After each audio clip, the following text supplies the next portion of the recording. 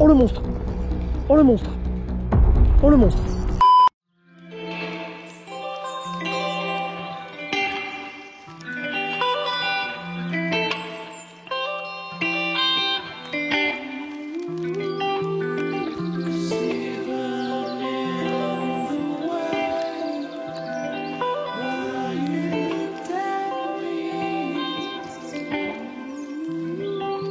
Salut à toi mon petit poteau, moi c'est François, bienvenue à toi sur la chaîne Au bout du fil, j'espère que tu es en grosse forme, j'espère que tu es bien installé. Aujourd'hui je teste un nouveau bief de la rivière que j'ai testé la dernière fois, une très grosse vidéo d'ailleurs, merci à vous pour tous les retours, c'est super sympa.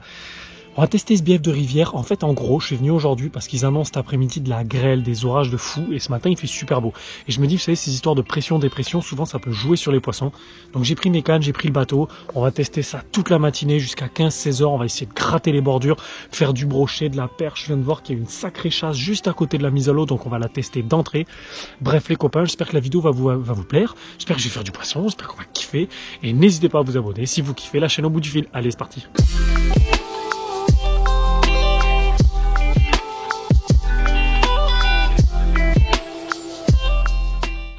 Bon les potes, je viens de me monter un petit gomoku, tranquillou. J'espère que vous le verrez bien avec le soleil. Ouais, juste là, en arrivant, il y avait une grosse chasse de perches. Donc on va essayer au gomoku. J'aime bien essayer le matin comme ça, qu'il fait frais mais pas trop. En surface, on annonce vraiment des gros orages. Donc pour moi c'est tout bon.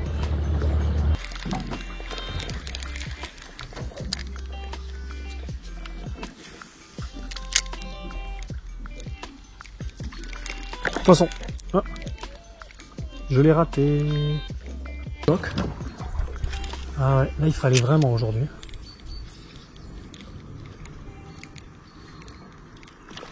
Poisson. Ouais, on commence. Et nous avons une belle perche. Magnifique, premier fiche. Et voilà, ça commence direct. Et on l'attache au sondeur. Voilà, donc j'ai mis la perche dans l'épuisette. Allez, on y va, on continue. On continue, j'ai vu un banc de perches, mon gars. Énormissime.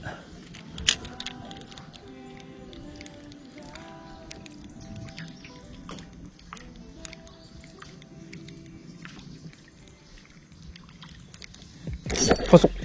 Ouais. Ah, ça se défend. Et perche. Super, allez, deuxième perche. On se mouille bien les mains toujours. Faut la prendre avec délicatesse pour pas abîmer le poisson, tu vois. Hop, doucement, bien sur le côté. Voilà les potes. Ça m'a piqué, magnifique perche. La deuxième, elle est belle, hein. C'est des très très beaux poissons de rivière ça. Allez, on se met ça dans le vivier.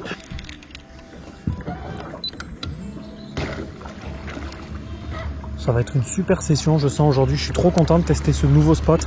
C'est un spot qui a l'air plus délicat, plus technique, parce qu'on a beaucoup plus de courant que sur les autres spots. Mais alors, gavé de perches déjà d'entrée, ça fait plaisir.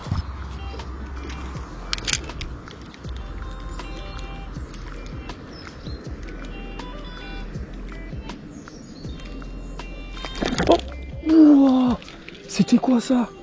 C'était un chubs. C'était un gros chubs.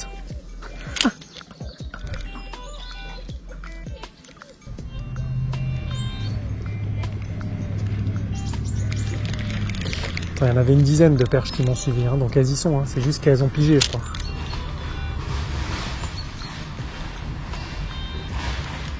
Tiens, poisson. Ouais. C'est plus petit. Ouais, perche. On se mouille les mains. Allez. Voilà. Elles se sont calées sur la bordure en fait. Super les potes.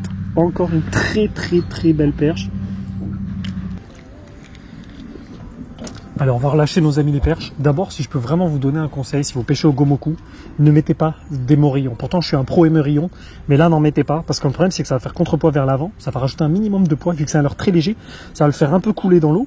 Forcément vous allez avoir un leurre qui va moins frapper l'eau, qui va être plus facilement détectable par le poisson comme étant quelque chose qu'il ne faut pas attaquer. Donc franchement ne mettez pas d'émerillons sur un leurre comme celui-ci. Allez en 13 direct, enfin en fluoro direct ou 13 direct, mais je préfère le fluoro. 20 centièmes, ça va très bien. La plus grosse, la voilà. La voilà les potes, la plus grosse. Sublime poisson.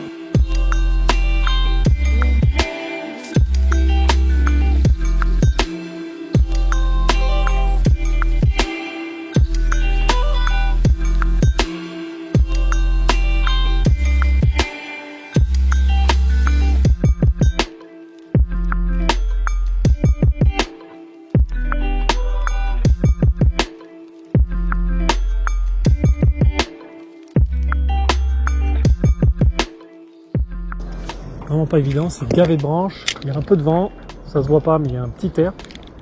Oh,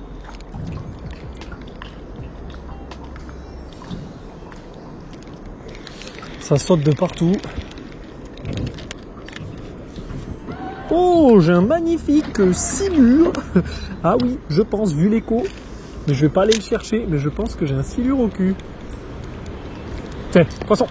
Ouais, ça mord. Et c'est une magnifique perche. Je pense qu'aujourd'hui elles sont très actives. Je me suis mouillé les mains. Donc je me suis mouillé la mauvaise main, mais je me suis mouillé une main. Voilà. Doucement ma belle, doucement. Voilà, regardez les copains. Aïe, magnifique poisson. Elle m'a un peu piqué. On la relâche de suite, hein, on se prend pas la tête. Allez ma belle, hop, repart à l'eau. Yes, on continue. On va essayer l'autre rive en face. Des fois c'est ça.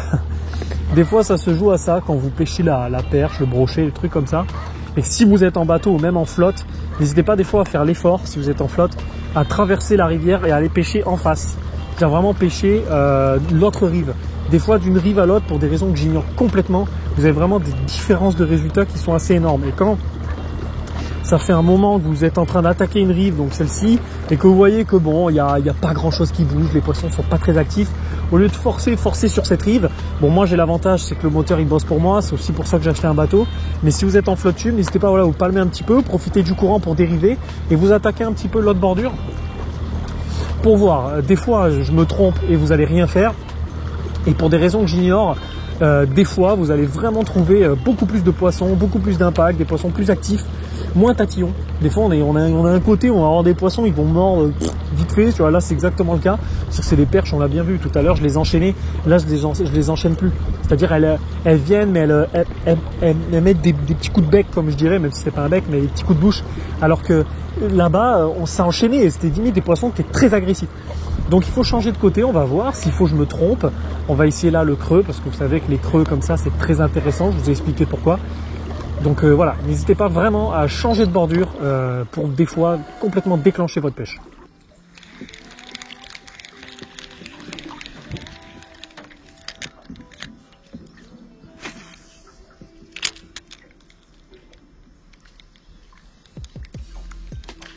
C'est... Ah, c'est un brochet, je crois. Putain, mais nimp, ils sont actifs. Ils sont actifs. Ah là là, c'est un brocheton. Eh les gars, regardez ce que j'ai sorti. Une épuisette. Petit brochet. Allez, on va le mettre côté ombre. Salut mon pote. Oh la vache, il s'est nickel piqué le salopard. Bon ben un petit brocheton en surface. Ils sont actifs. Ça fait plaisir. Petit brochet les copains. On va le release hein, de suite. Hop là. Allez, il est reparti. Ah, le petit pike, magnifique. Les brochets sont actifs. Ça, c'est du très lourd.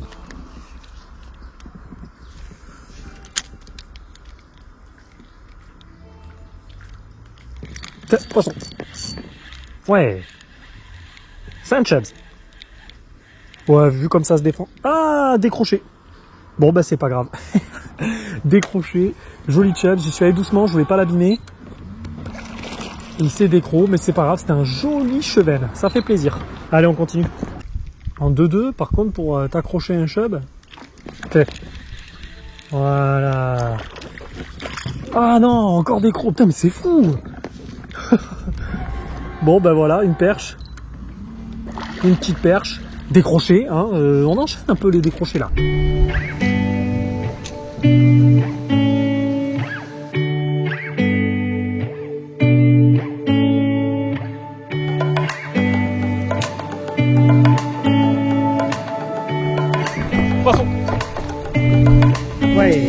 troisième personne, les gars.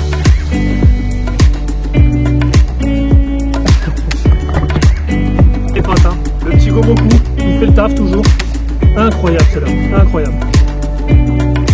Attends. Allez mon pote. Voilà. Salut. Yes. Ah, c'était des perches ça. Ouais, ça c'était des perches.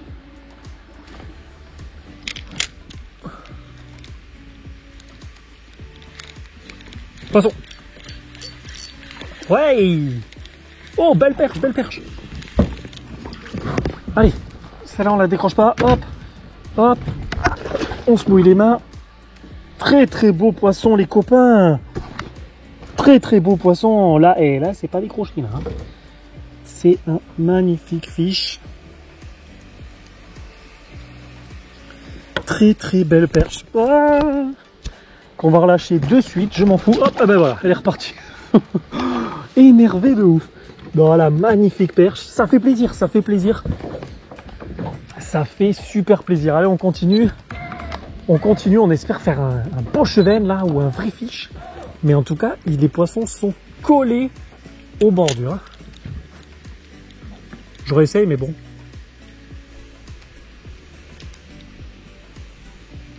Donc vous voyez bien les copains, la vraie différence entre tout à l'heure où j'ai mis les poissons dans le vivier et je me suis retrouvé avec pouvoir faire 3-4 perches, et là où je ne l'ai pas fait, et finalement vous avez vu que j'ai fait une belle perche et elles se sont toutes barrées.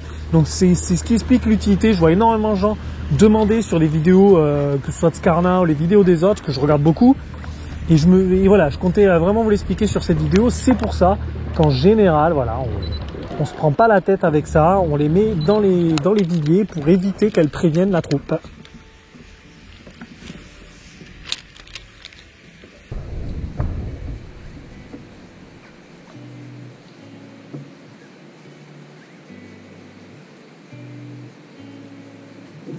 Poisson. Ouais, je l'ai vu attaquer. Petite perche. Voilà les potes, la petite perche. Allez. Oh bébé repart. Ouais. Yes.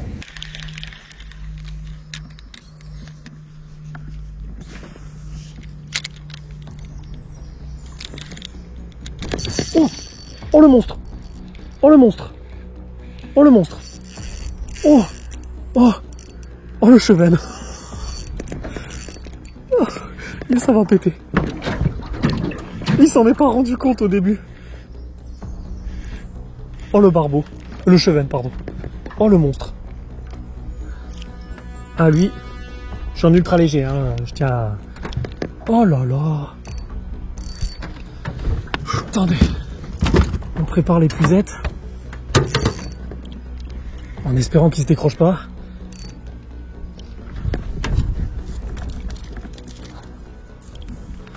Oh là là. Oh. Il revient, c'est bon. Il va tout me péter. Il va tout me péter. Ah, le chevenne de vraie rivière, c'est pas les petits chevennes de centre-ville. Hein. Il voit l'épisode, il fait ouais non. Il va me péter ma canne, ce con. On dirait un silure le truc.